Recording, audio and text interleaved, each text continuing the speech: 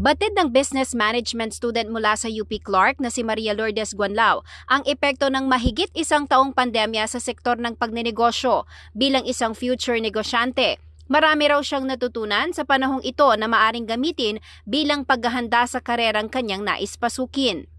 Super daming uncertainty po sa buhay kasi never naman po natin expect na magkakaroon ng pandemic ng 2019, 2020. Never naman po natin talaga in-expect na magiging 1 year or more pa po yung lockdown restrictions. As a future business management student, kailangan po talaga nating tuloy-tuloy na mag-adjust at mag-adapt at maging agile enough sa mga present circumstances and sa mga future circumstances po as well.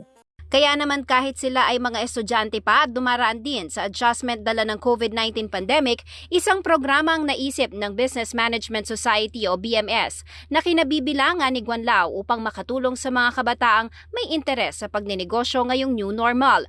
Dahil sa pandemya, marami ang nawalan ng trabaho at para magkaroon ng pagkakakitaan, marami ang sumubok sa online selling, kabilang ang mga kabataan. Upang matulungan sila na mahasa pa ang kanilang entrepreneurial skills, inulunsad ng UP BMS ang first Virtual Pioneer Live 2021 na may temang leveraging on an inclusive and viable entrepreneurship. Yung main goal ng Pioneer for me as a chairperson is to youth empowerment po para sa mga taong interested sa field of business na gusto pa rin mag-thrive kahit na super dami ng kaganapan sa mundo, kahit na may pandemic, kahit na may lockdown restrictions, kahit na yung technology po nowadays is kailangan po nating ma-utilize. Bukas ang event kahit pa sa mga high school at college students. May business strand man o wala basta interesado sa pagnenegosyo.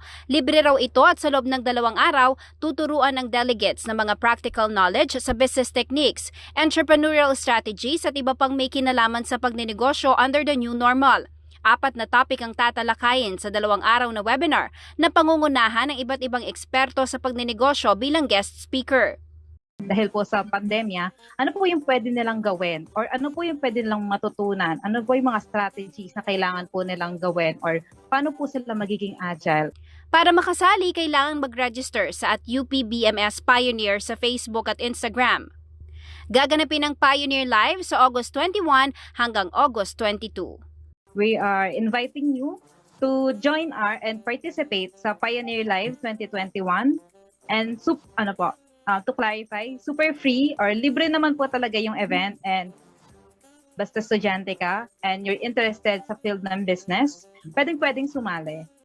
Jennifer Salenga, CLTV News.